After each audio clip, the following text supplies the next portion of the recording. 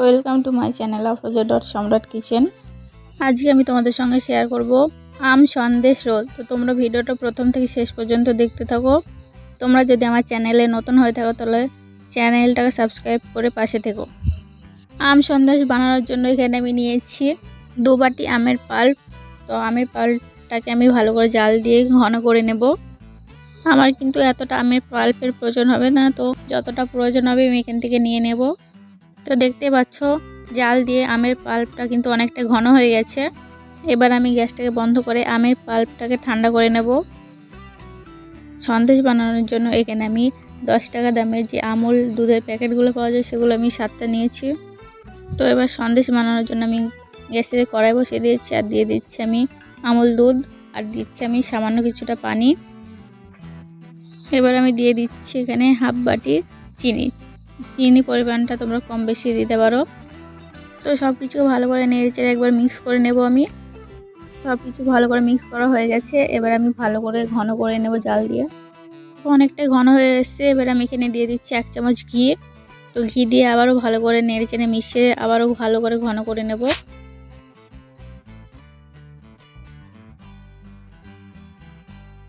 তো দেখো আমাদের সন্দেশ বানানোর জন্য ডোটা কিন্তু একদম রেডি হয়ে গেছে। তো আমি এখান থেকে অর্ধেকটা তুলে রেখে দিচ্ছি। এবার বাকি অর্ধেকের মধ্যে আমি দিয়ে দিচ্ছি 1 বাটি আমের পাল্প, যেটা আমি ঘন করে আগে থেকে ঠান্ডা করে রেখেছি। তো আমি কিন্তু 1 বাটি আমের পাল্প একবারে দিইনি, আমি দুবারে অল্প অল্প করে দিয়েছি।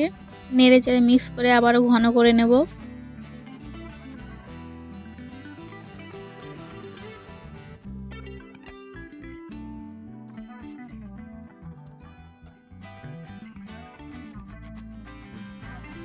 তো দেখো আমাদের সন্দেশের ডোটা কিন্তু রেডি হয়ে গেছে।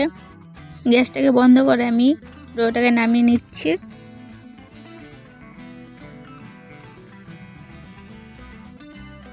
তো দেখো আমি এখানে একটা ফয়েল পেপার নিয়েছি। ফয়েল পেপার আমি ভালো করে ঘি দিয়ে ব্রাশ করে নিয়েছি। এবার আমি আমের ডোটাকে ফয়েল পেপারে ঢেলে দিচ্ছি।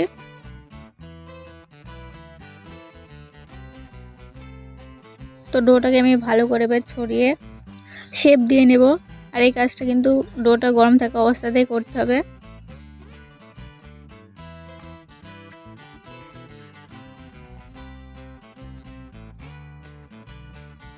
তো দেখো আমি ডোটা একটা ভালোভাবে শেপ দিয়ে নিয়েছি। এবার আমি যে অর্ধেক ডোটা তুলে রেখেছিলাম সেটার ভিতরে আমি রোল করে দিয়ে দিচ্ছি। এবার আমি ফয়েল পেপারটাকে উঠিয়ে আস্তে আস্তে ভালো করে রোল করে নেব।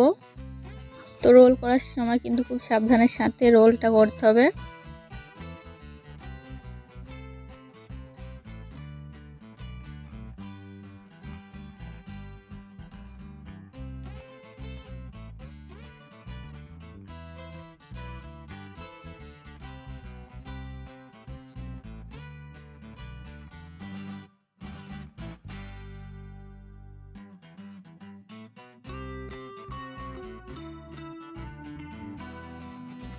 দেখো রোলটা করা হয়ে গেছে। এবার আমি ফয়েল পেপারে রোলটাকে মুড়িয়ে ভালো করে ফ্রিজে রেখে দেবো আধ ঘন্টার জন্য। তোমরা চাইলে 1 ঘন্টা থেকে 2 ঘন্টা পর্যন্ত রাখতে পারো।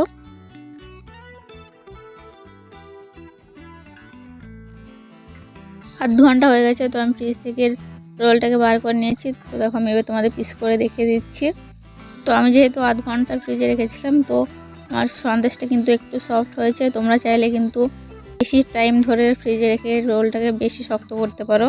তো দেখো আমি এবার পিস করে নিচ্ছি। তো দেখো আমাদের আম সন্দেশ রোল রেডি হয়ে গেছে। তোমরা কিন্তু অবশ্যই একবার ট্রাই করো বাড়িতে। আর আজকের ভিডিওটা যদি ভালো লেগে থাকে তাহলে লাইক কমেন্ট শেয়ার করতে ভুলবে না।